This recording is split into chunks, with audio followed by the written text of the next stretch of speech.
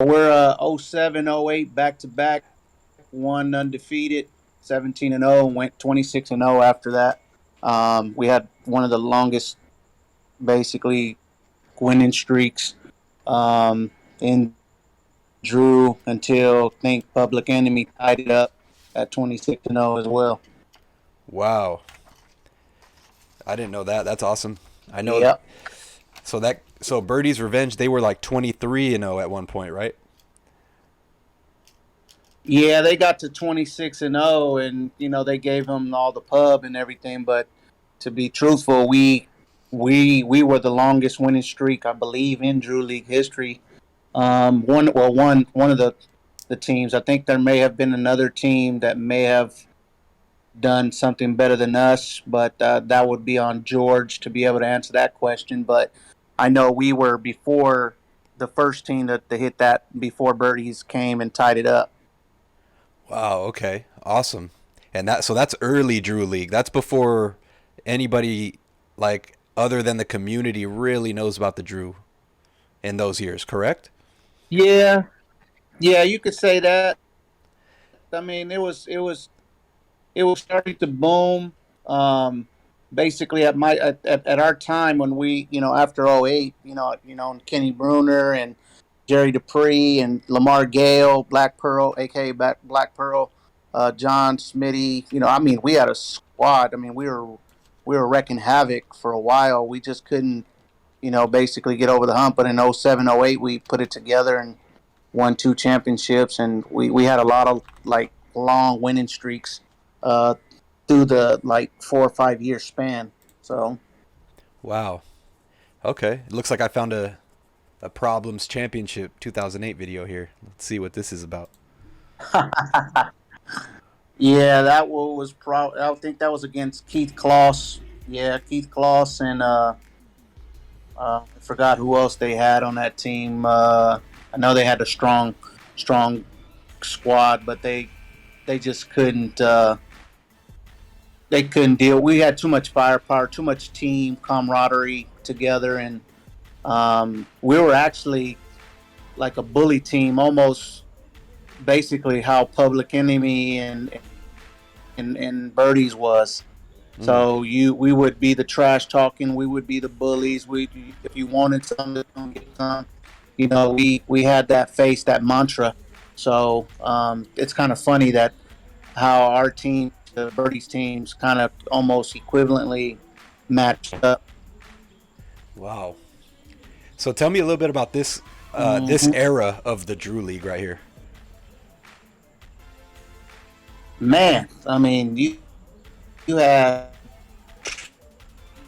these guys were, you could say, from Casper Ware was basically just starting to put his name on the map. Nick Young was basically, in his prime, probably you could say. James Harden was just barely coming in.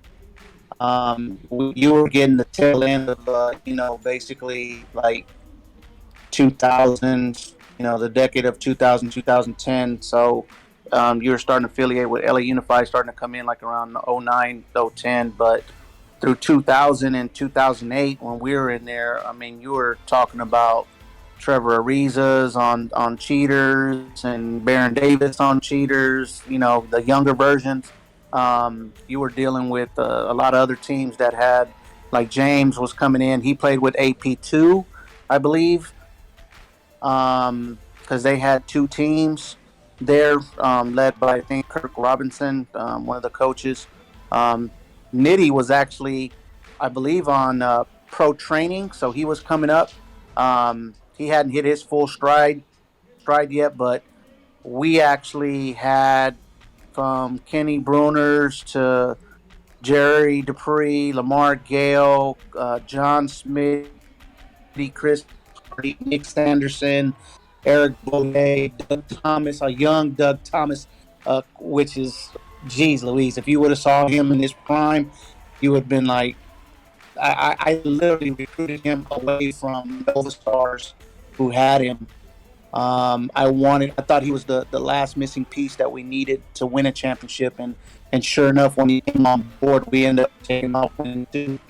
Um, and we were going against teams that had like Mike, who was on a team called man, I gotta remember the that team because they had Rob Harris and they had a nice squad. I just can't can't remember their name right now.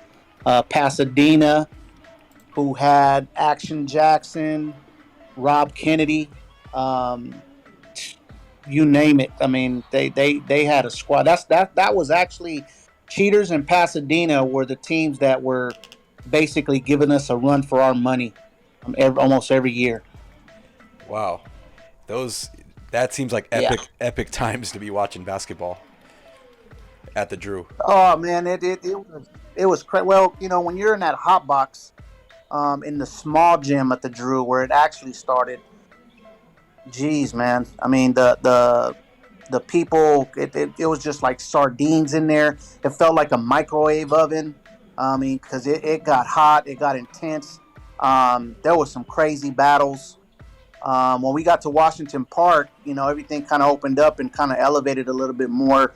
Games started bringing his teams together, and it was crazy. I mean, I won at the small gym at the Drew in '07. That was the last year there, and then I won the first year in '08 at Washington. And basically, yeah, I just haven't hit the third one yet. I was hoping to hit all the parts, but I haven't hit that yet, and that's my goal right now. Damn, you guys came close in 17, and we'll talk about that. We'll talk about that in a minute. We'll go, I guess, Yep. chronologically and get there. But talk a little bit before we get to those years. A little bit more about this era here. I see Kenny Bruner going off. Tell us a little bit about him, his legacy at the Drew. Well, Kenny Bruner, let me tell you the story on him. Um, he actually he didn't start off playing with me. Um, he was actually on a team called Going Strong back in 2000 and I think it was four. And then he defected that team during the season and went with Rock from ICANN, and they actually were starting to make a big run in '04, I believe it was, and they ended up beating us. Kenny and them beat us in the regular season with Jerry Dupree and a bunch of other guys, Matt Garrison, and I mean they had a squad, but we came in with basically John. I didn't have Kenny yet, but I had Smitty, Chris, the Frey brothers, Zach Frey, Jair Frey, Mark Neal before his car accident and took him down, paralyzed him from the left side up, I believe, which he was the heart and soul of our team. That's originally where everything started.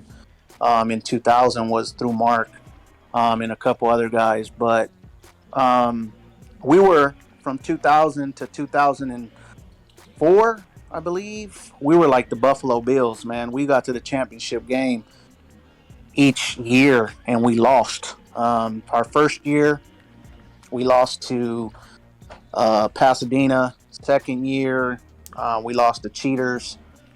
Third year, we lost to, I believe it was Pasadena again.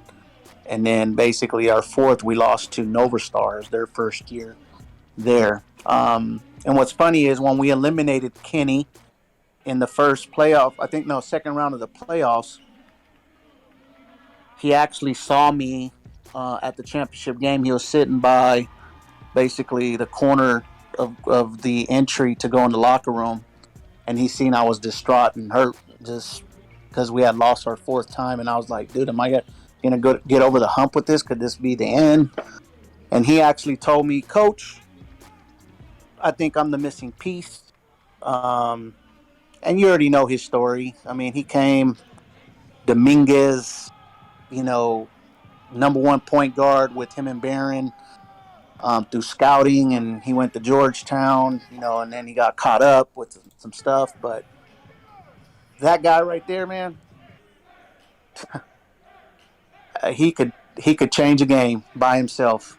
That guy's defensive tenacity, um, his will to win, his will to push his teammates, and basically to take no prisoners on the other side. Those guys on the other side that had to play against him, I know some of them feared him, and some of them knew I have to come with my A game against him because defensively he is gonna be all up on you, like basically almost like you could say how Frank does when he plays, the NBA players or anybody that anybody's trying to show him up.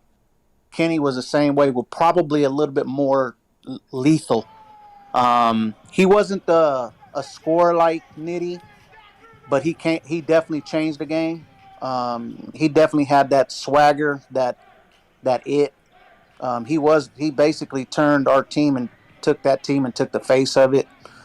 Dino gave him a second chance to come in that league and said, or a first chance, basically with all the stuff that was going on, that he was getting in trouble with. He basically said, "I'm not going to take no tolerance here. You mess up once, you're gone."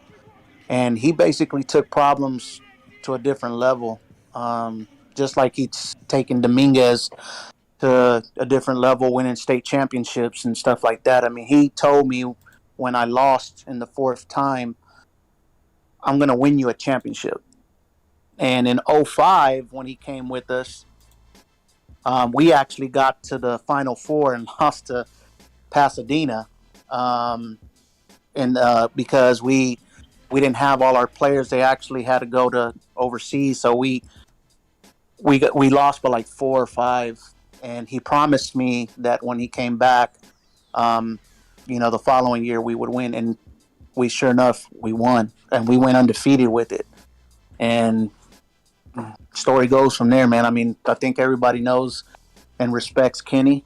Um, I love that guy to the fullest. I mean, he's done so much, for us, bringing and one, to the game, or not. Excuse me, ESPN to our game, which is on and one's mixtapes. 30 for 30 or whatever it is. You can see us on there. I mean, he's definitely elevated, problems to a different state. That's for sure. Damn. So I'm watching these highlights. Casper Ware here. Hold on one Mm-hmm. second. I got this. Got my. There we go.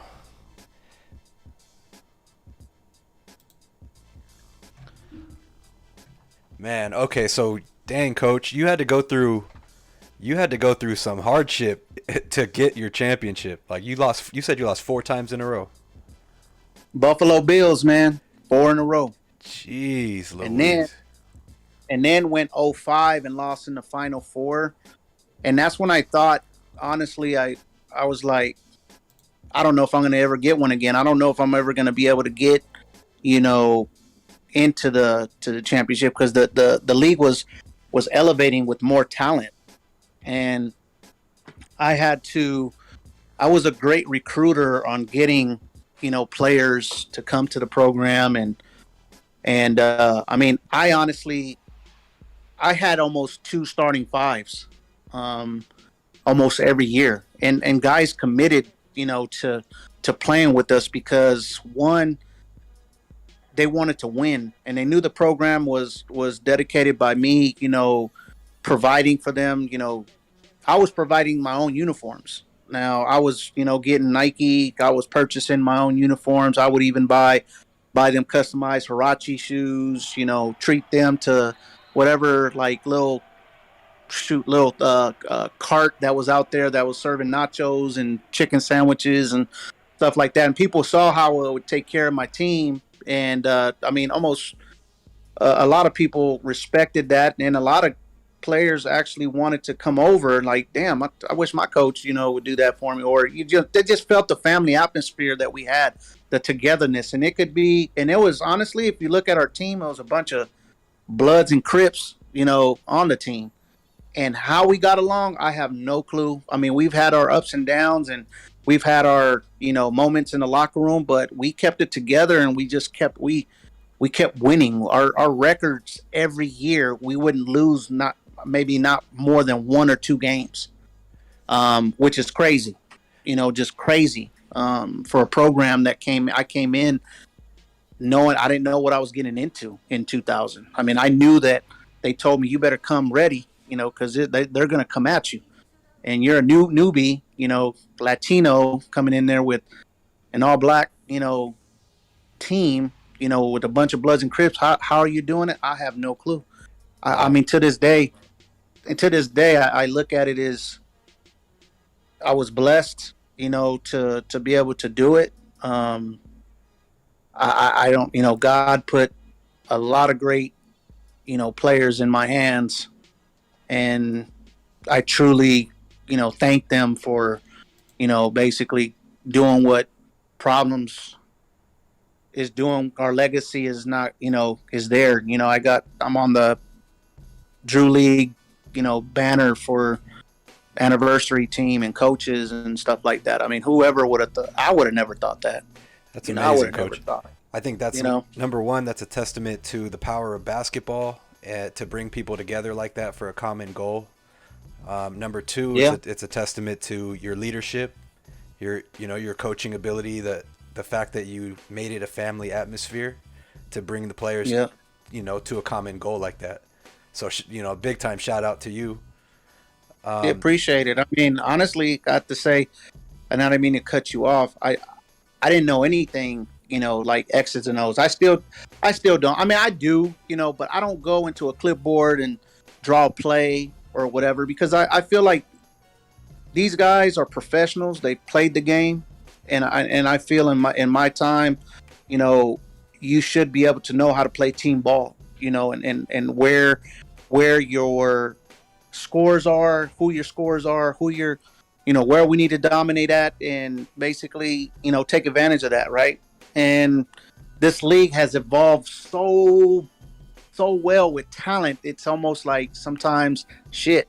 Excuse my language. It's like, damn, like how do I get my team back to being that dominance from 2000 to all the way to 2009? I went 9 years of just I went, I think, 8 out of 9 times, basically either to the championship or to the final four. wow. So, and my record, just I was it's funny that a lot of people, my players and just people from the outside that actually like, hey, what is your record in there? And I'm like, man, I from what I tallied, and what I thought, even including playoffs, because I won a lot, like 12, 13 games a season until probably like 11, 12. But I was thinking I'm almost like close to the 200 plateau, and I've only lost, including playoffs, those I do know. I lost 58 times. So that right there, my winning record is basically bar none Damn, very high. you're like the You Spurs know, of the Drew. yeah. That's what somebody told me. Like, you're like Pop. Like the Yeah. Spurs. And it's like, I'm proud to say, of that, not knowing X's and O's, but knowing how to lead men and guide men, and treat men with respect. And we're gonna go through hard times. We're gonna go through disagreements, but it's how you speak to your players, how you have proper communication with them, and the loyalty, of having their backs. There's some tough decisions that I had to do, and it was real tough. I mean, and I didn't want to do them because I didn't want to lose friendships, and that's what's crazy. And I try to tell people, when you coach or you're trying to bring your own team, and as a player, it's just, how do you keep everybody happy? Mm. And especially when players think they're, like, I'm better than that one, that's starting, or Hmm. just trying to keep everybody in line, and it's tough. I mean, you come in here and you think it's just for fun, but man, there were sleepless nights sometimes, thinking, damn, how am I going to do this? This guy wants to start. He doesn't want to come off the bench. I had to deal with a lot of stressful nights, Mm. trying to figure out, I don't want this guy to leave, but I got to do what I got to do, and I got to talk to him during the week and let him know. And they actually stood and took the ride with it. They went on the ride and they knew I can win a championship here, and I know my chances are very high with them. And that's how, our conversations with our players I do that every single day, even off season. I have not stopped through my 23 years of being in the Drew League. I have not stopped my line of communication, even if you're not on the team or you're done or you're overseas, you went to another team. I still have the dialogue with those players. I care, and I've never hold any animosity against anybody that's played with me and left me to another team. I don't hold grudges. I thank them and I appreciate them for doing what they could. But that's, problems is problems. Problems is well known. And um, I always tell people when you put that jersey on, you're representing a lot of talented players that went through here.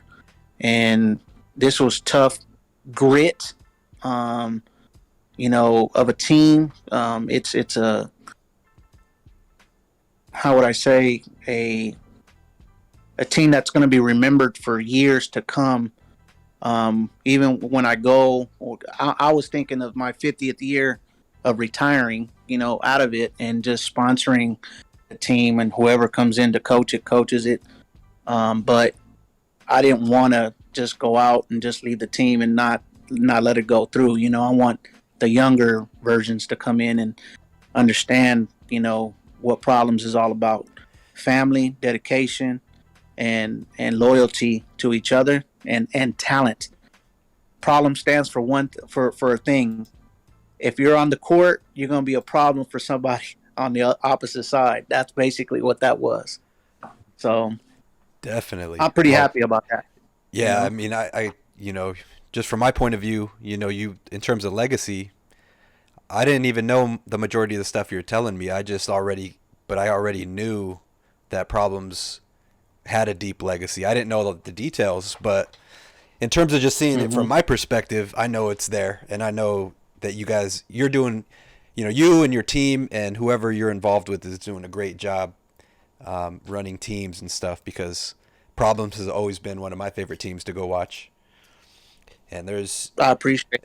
Yeah, yeah, definitely. I mean, that's without question. And we'll get into that. I want to get into I kind of want to fast forward a little bit and get into some of hmm the newer era stuff. But real quick Yep. before we do that, just real quick, how did you get involved with the Drew in the first place? Just a quick touch on like the initial, the beginnings. You'll probably laugh on this one, but I was actually playing in a rec ball team down in Long Beach, and Kevin Cutler, who's a NBA ref. Hmm. He was actually my center on my Long Beach team. Um, and my Long Beach team was created off of John Smitty, KC, Chris Hardy, myself. I was playing. I used to be the man. I used to be the guy in the corner all alone because they wouldn't. They were like, oh, he can't do nothing, and they would pass it to me on the corner by myself, and I would be draining threes on the corner, and I usually would probably average maybe 8, 9 points a game, just on other teams just thinking, he's short, he ain't nothing, he can't do nothing, but I can actually shoot it.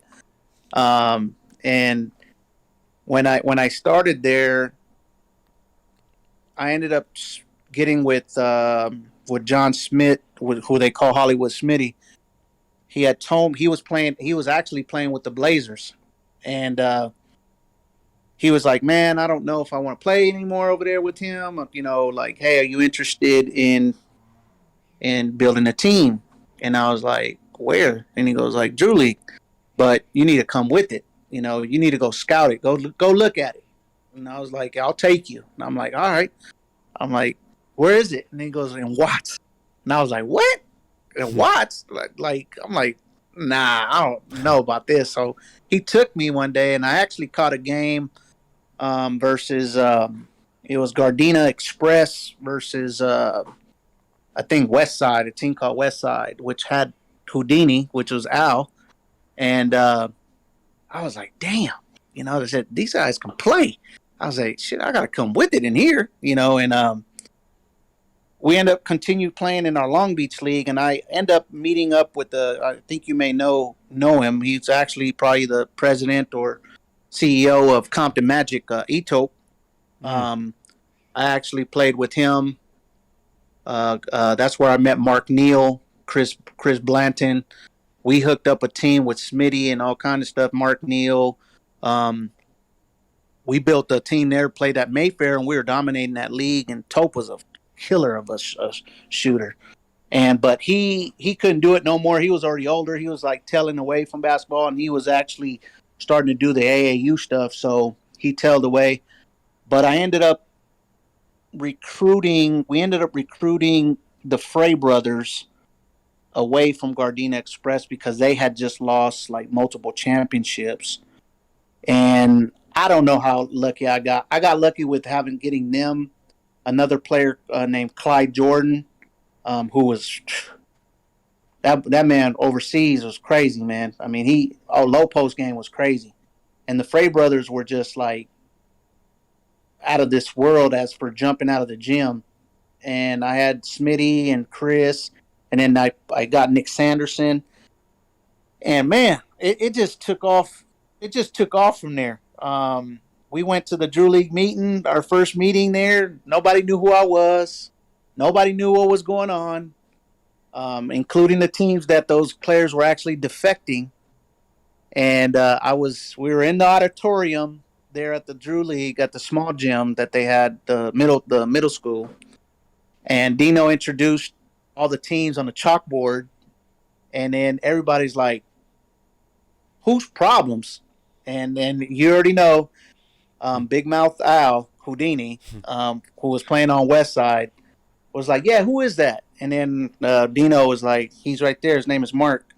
And he goes, "Oh, new booty, they gonna get that. They gonna get worked." And then Dino is like, "I don't know. He's on paper. He looks really good."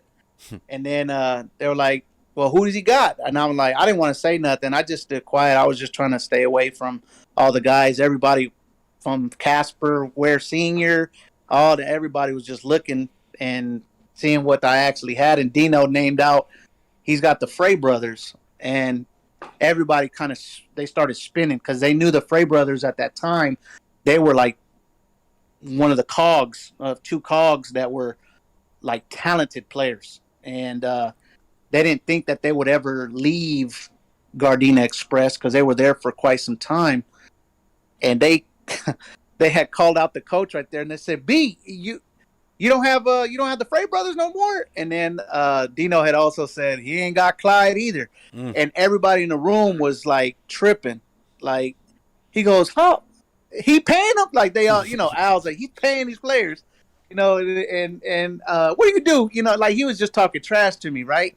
And that's when everybody was like, "Oh, shoot," like, okay, he's got some, so we got to come with it, And our first year, we ran through those teams 9-1.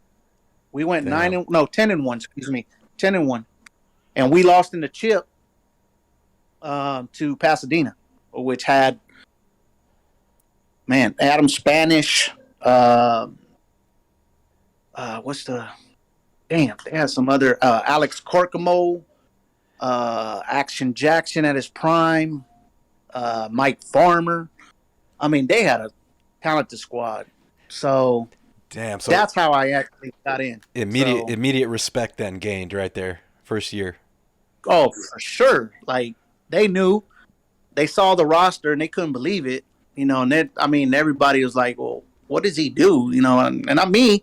I was a middle class person. I worked for BMW. I mean, I came from washing cars, cleaning, sales department, offices, and I finally got an opportunity to be a service writer with a high school diploma. I took a chance. They took a chance on me, and I just blew up from there. And basically, I was making some decent money that I was able to do something as a hobby, and Mm-hmm. that's basically how I created problems. I mean, they we would come in with the tightest uniforms, home and away, some nice shoes. I mean, everybody was like, "What the heck is going on here?" Because at that time, Dino and them were just getting, they were getting, some Nike gear, some what was the other Apex. They had some, but it was just like regular like little jerseys, and it wasn't as fancy as how it is now. Mm-hmm. Um, so, but my uniforms would be fancy, like nice, custom made, quilt, embroidery. I mean, we were coming in like a professional team. Damn. So they were spoiled. My team was spoiled. Let's just put it like that. So Nice.